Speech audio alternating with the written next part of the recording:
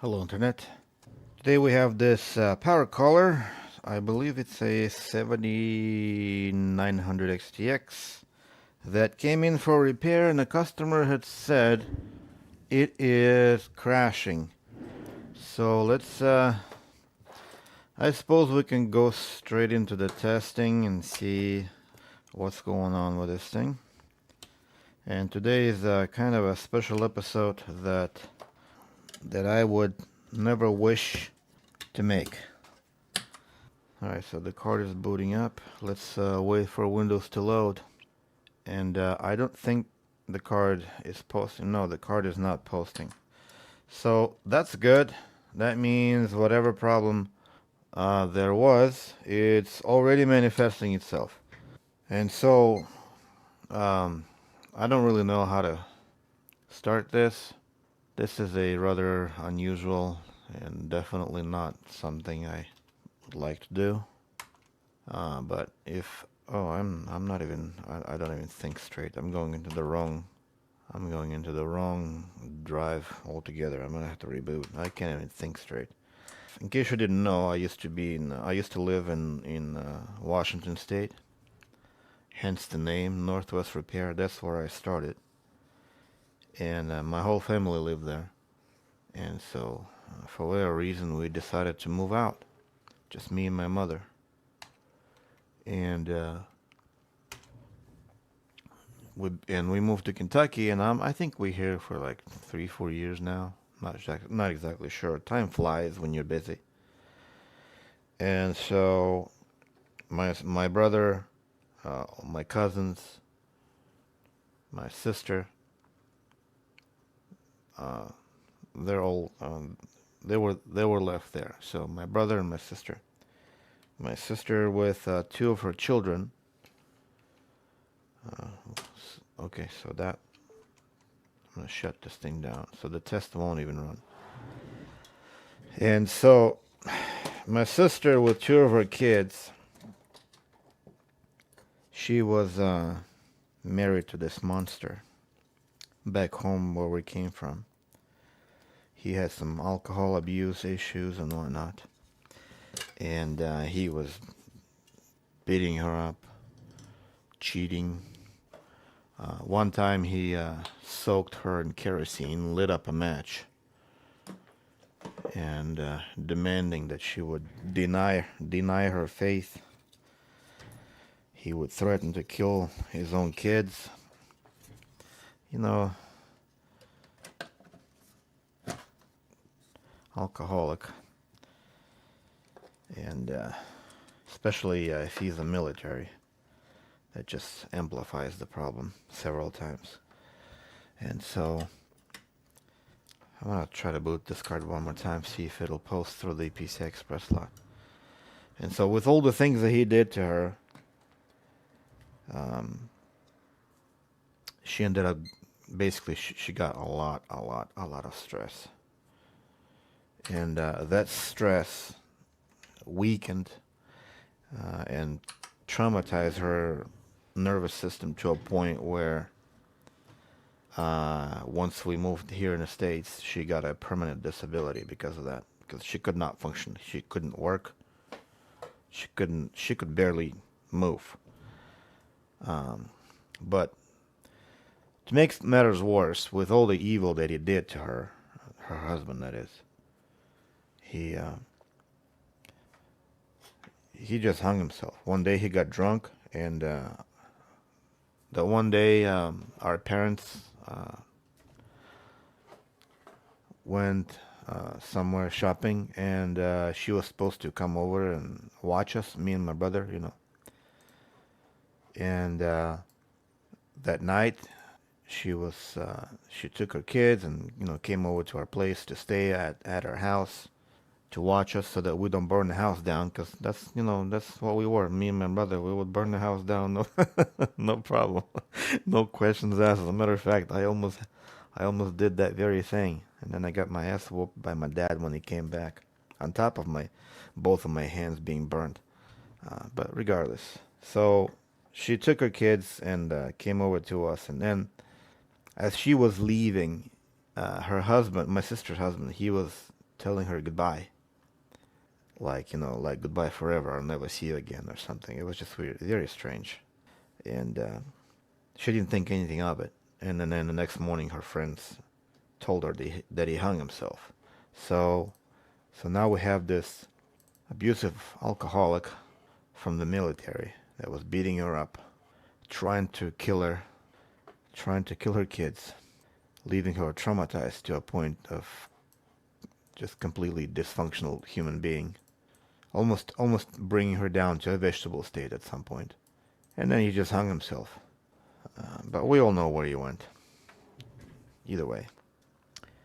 So the card's not posting. I'm probably going to have to re-roll it since the memory test is passing and it's detected and everything else. So then her daughter was about 2 years old. And then the boy, his name was Alex. He was about 4. Yeah, they were like 2 years apart. So we moved here in the States. And so it was just me, my mother, my sister, and her 2 kids that moved in here first. And she was like super sick. She was just so sick, my sister that is. She was just laying in bed for days. Just sleeping, drinking some kind of something to calm her down, pain in her chest, things like that. Because her nervous system was just broken down completely from all the stress that she had. Slowly, she started recovering, like very, very slowly. It took her years to recover. But the problem is, her kids were growing. And they were growing without a mother or a father, basically. I mean, they lived right next to us. So me and my mother, we did whatever we could, to raise them and things like that. We even, when the public schools here in the U.S. started introducing sex education in schools at a certain, or maybe it was already there, but they started pushing it at a certain grade, and that's when we pulled both of the kids out of the school, especially Alex. We got him out because he didn't want to hear any of this. So eventually the kids grew, they started having their own troubles, creating their own problems, making my sister's life more miserable than it should have been. But not the boy though. The Alex, he was nice and quiet, obedient, helpful, just a nice guy. I don't know. Nothing was wrong with him. He seemed like perfectly fine. He looked like his dad though. Just like I look like my dad, which is horrible, especially when you know that your dad was a monster. That's kind of why I don't particularly like myself sometimes. And so either way, he was a good boy, and one day he became a church member, got baptized and everything. Everything was going great, No problems. Until then, no problems. And my sister was recovering. She was doing better and better.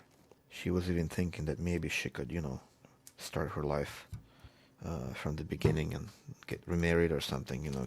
Kids are growing up. She didn't want to be alone. That's understandable. And, she was slowly becoming better physically and mentally. So why not?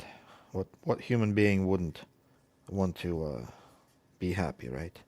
So then her son, Alex, got hooked up with some bad people. Started drinking, here and there. Not a big problem, you'd think. A lot of us tried drinking, but eventually, I don't even know what led to this, but somehow he tried some weed, and after he tried some weed, it was a 180 degrees turn in his life. Some may argue that people with schizophrenia who try weed or smoke weed, their schizophrenia can manifest itself like in the worst ways possible. But I don't think he had one. I don't think he had schizophrenia to begin with. I think he got it when he smoked that stuff. And even if he had one, If he hadn't smoked it, nothing would have happened. But regardless, he became the hippiest hippie you've ever seen on TV. If you ever seen like the hardcore hippie, that's like super. It's like super hippie, you know, smoking pot every day, meditation, 100% vegetarian. He got so vegetarian that he went to the emergency room. They told him he was gonna die if he's not gonna eat meat. But regardless, I'm not gonna argue with that. I'm not a doctor or a nutritionist or whatever. I'm sure there are ways that you can cope with this. But he was like a hardcore hippie, hardcore vegetarian. He was doing meditations. He started doing satanic stuff like rituals and fasting, satanic for whatever. And he started doing like chanting, all sorts of stuff. He grew a beard, put up a funny hat, like a beanie hat or something, and put on yellow glasses so that the whole world looks yellow to him. For I don't know. He assumed himself a sovereign citizen. I mean, the whole 9 yards. Like you don't see a hippie like that, like he was. It's like you take all of them hippies combined, all of these mentally ill sovereign citizens, I'll put them all together, and you get that's what you get. That's him. And all of that started with pot. He started transforming basically into this monster. And so as a result, he started hating his mother and started giving her a hard time, torturing her with, whatever, with his behavior, with his problems, to a point where he would threaten her several times. And she got a restraining order on him. And they kicked him out of the house. And he was kind of out and about for a year or so, and then the restraining order had ended, and they were supposed to serve him a new one. They were on the way. She called him. She called the cops to kick him out of the house because he came in with threats and whatnot. And it took him. The police department is 10 minutes away from their house. It took him 50 minutes to get there. 50. And if it wasn't for all the people that were calling 911, they probably would have been there the next day. I don't know but some of you probably already know what happened there. So by the time cops showed up, there were already 3 people dead, including my sister. And he was in the process, her son, Alex, he was in the process of killing the 4th one. And so obviously cops showed up, saw him stabbing somebody. We don't really know who the other victims are. And so they shot him. So now he's also dead. So that's where the 5 people death count comes from.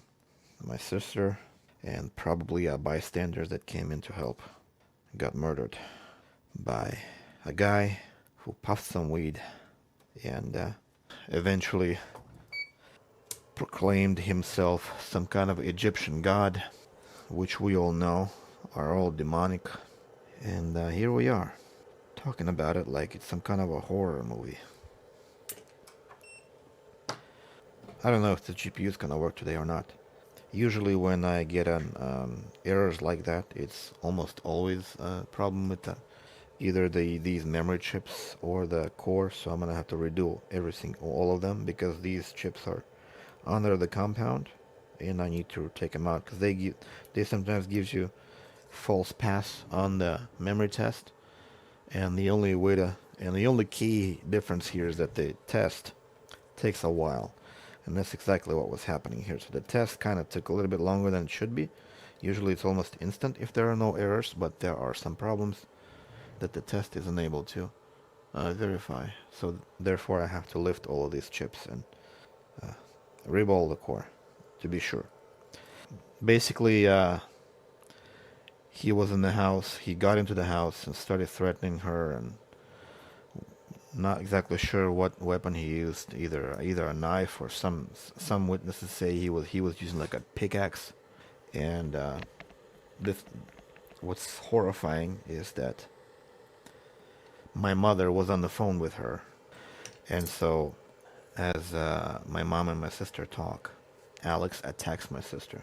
He, uh, he, my mom can hear my sister choking over the phone.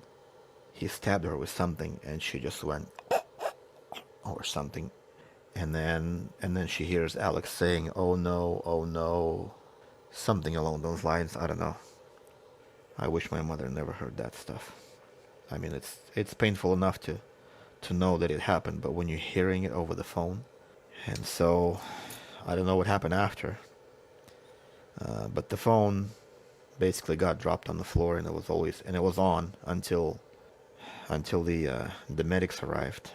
And so the medics arrived. I can hear him coming in, and I'm still listening to the phone call because it hasn't hung up yet. It's just probably laying on the floor next to her.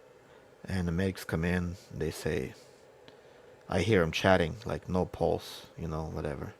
So they finally picked up the phone, and I asked him what's going on.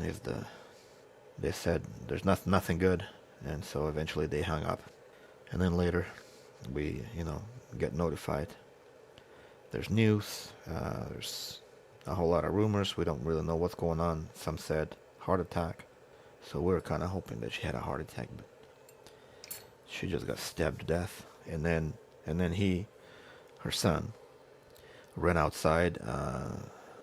Probably, I'm guessing, I don't know exactly what happened.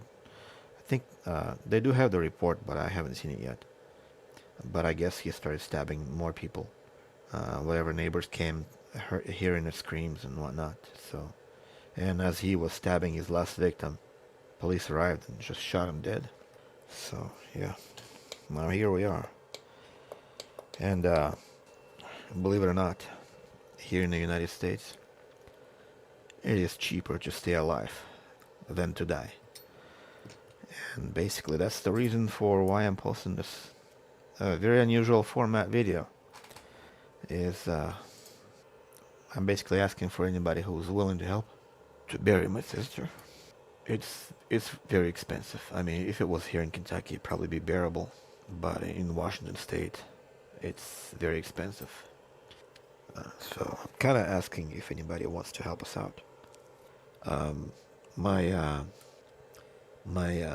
cousin, my good cousin, his wife is gonna set up a GoFundMe page with all of the information. So don't be shocked thinking that it's somebody else. No, it's just it's my cousin. And so if anybody wants to help us out, I'll probably post a link in the description, maybe in the comment section, pin it for anyone to see. So basically, I would greatly appreciate it if you would help us out. Either way, I'm gonna try to get this thing fixed. So this is probably the only way I'm able to keep my sanity for the last 3 days. Is by focusing on the repair, just keep my mind off of it. So hopefully we'll get this thing working, and I'm gonna let this thing warm up and come back to it when it's all ready to go. Yeah, right now I'm still home in Kentucky. I needed to stay behind because I couldn't leave the house. I could barely drive my mother to the airport. The amount of stress. I have what's called irritated bowel syndrome. It's basically my guts start to hurt a lot when I'm encountering some kind of a stress. It gets to a point. Um, it gets ridiculous sometimes. I can't even leave the house. Sometimes I can't even take my mother out shopping. I don't drive around much. I don't go much anywhere because of that. And that's one of the reasons why I stayed behind. So, but hopefully with enough medications, and once I calm down a little bit, I'll be able to, at the very least, to go attend the funeral. What kind of a brother would I be if I wouldn't be at the funeral of my own sister? To clear things out, for those who may stumble upon a secondary GoFundMe page, that from Robert, that is for her daughter. Because remember, she had a daughter too, and the daughter, she was there, but she got there after the fact. Otherwise, she'd probably be dead too. And so, yeah, so her husband or boyfriend or whatever he wants to identify himself as, set up a fund GoFundMe campaign for her. They will be the ones to bury the brother. It's her brother. We didn't want to bury him. I told my mom, I'll bury my sister, but I'm not gonna bury that thing, that self-proclaimed god from Egypt. So I said, donate him to organs or some clinical studies. I don't care. Do whatever you want with him. It's his brother. She can do whatever she wants with him. Cruel, maybe. With what he did to her, to his own mother, it's justified. So, kind of funny. His father died in about the same age when he hung himself. His father's brother, I think he hung himself too, or something. Yeah. There's just death in their family all the time. On their side, not on our side. Nobody on our side is suicidal or alcoholic or anything like that. Um, but whatever. It's just more pain to deal with. All right, so the thing is completing with a warm up. So I'm gonna continue on the work, speed up the process for your entertainment. Oh, please stick around.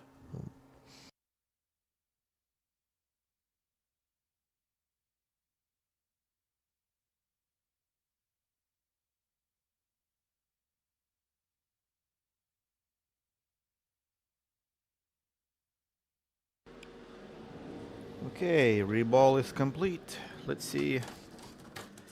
What do we have? I'll check for resistances. Make sure that nothing is shorted. See the thing with these particular cards, the 7900 XTX, as good as they may be, as I said several times, these are good cards. I'm reading 12 ohms on the memory. That's fine. That's Samsung. VDCI 9 ohms. No short here. No short here. VPP 12, 3.3. Oftentimes, if you reball on the core with the 0.5 millimeter balls and you bump the chip, 3.3 volt gets short. Why? I have no idea. It's just it's like a curse of these cores. It's nothing but 3.3 volt gets short. It's just very strange. So I don't reball these with 5.5 millimeters. I had enough of this. So the other issue is it's believe it or not, it's AMD. And given the fact that this core design, with these chiplets and whatnot, is still relatively new, and the fact that the very next generation doesn't use chiplets, that tells you something. And what that something is it's not good. It's good while it works, but they're dying, and I'm starting to notice this more and more as they come in. They behave exactly the same way. The memory test would not run as quickly as it should, but it does pass. And you still get error code 43 inside Windows.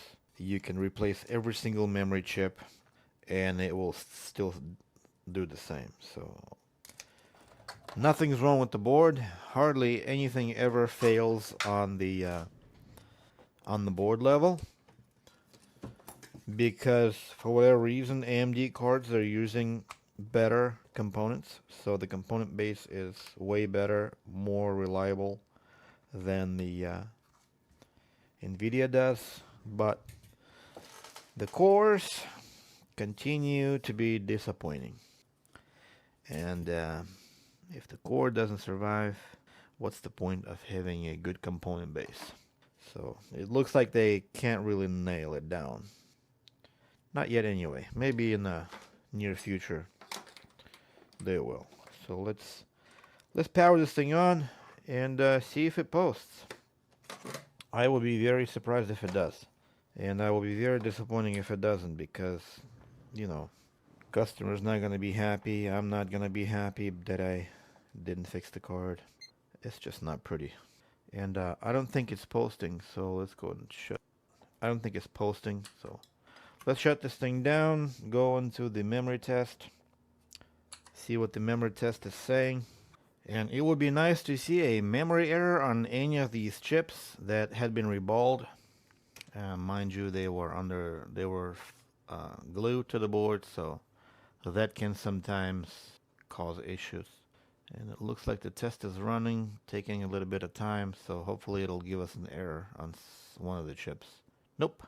So when you see the test running about that time frame, that's a red flag. So it's either BIOS or you need to reball the core, or you need to reball all of the memory chips, or yeah, it's just that test basically says that there's something wrong with the memory, and it's inside the core, not the memory chips. So I'm gonna go ahead and see if I can. I think this is LED, this is BIOS. Let's see if a different BIOS will do anything. I highly doubt it, but worth trying anyway. Yep, still nothing. So this board is as toast as it was, and unfortunately it's going to be a no fix. So not a happy ending repair, not a happy ending video either. This whole video is a bit depressing. And with the loss in the family, it's just not getting any better. It got significantly worse, so hopefully I'll be able to recover eventually. I'll still do my best to entertain you guys, you know, do the cat videos, pretend like nothing ever happened. Because I understand life goes on. There's nothing I can do about it anyway. So might as well not stress about it, you know? Just move on. And what makes it easier is that ever since we moved out, I wasn't really talking a whole lot to her. We would exchange messages, you know, share some pictures of cats and whatnot, and but that was about it. But my mother, it's harder for her because she was within the recent months, she was almost always in contact with her, almost daily, and then that happens. So it just hurts my mother a lot more. Obviously, it's her daughter, and the fact that she had to hear it happen over the phone. I don't even know how she's able to cope with this.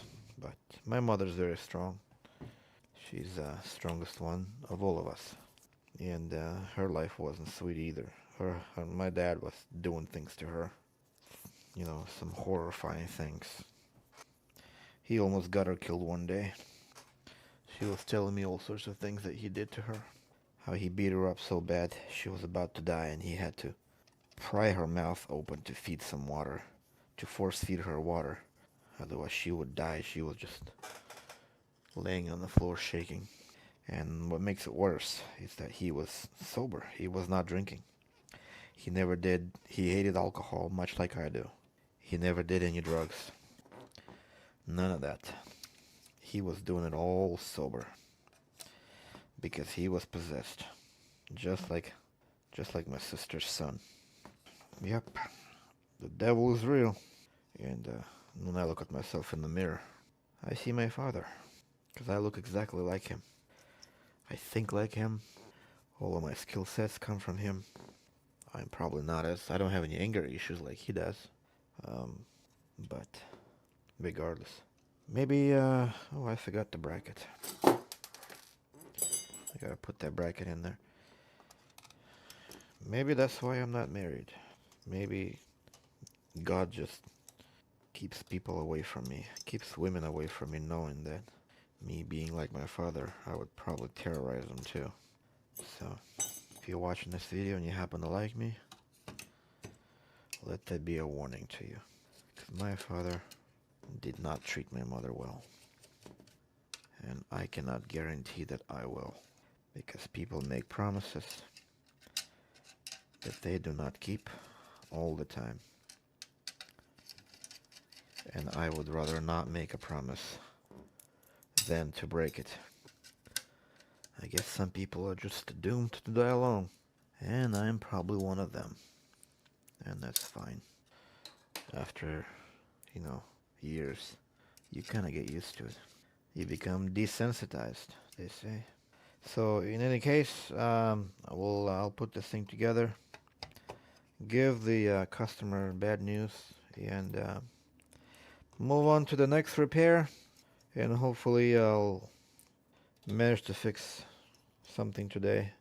And as a matter of fact, I think the next repair is going to be Asus 3090, which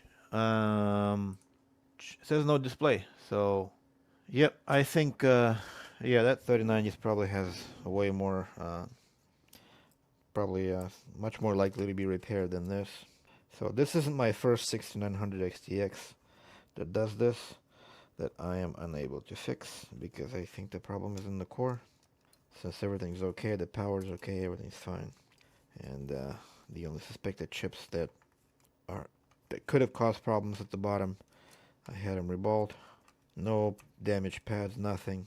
So, and the way that the memory test behaves, I forgot a screw in there. The way that the memory test behaves, it just points to the problem with the core rather than anything else. So I've done enough for this to know when to give up, so I'm gonna have to give up this time on this one and just move on, unfortunately. Either way, thank you for watching. I hope for your support one way or another. Don't forget to like, subscribe if you want to see more repairs that aren't going to be as depressing as this one. I guarantee you that. I'm not going to be crying about more than once. I mean, what's the point? Can't turn back time. Can't undo what's already done. And might as well just stop crying like a baby, you know. Okay, we had one more screw somewhere here. All right, now I'm done. Goodbye.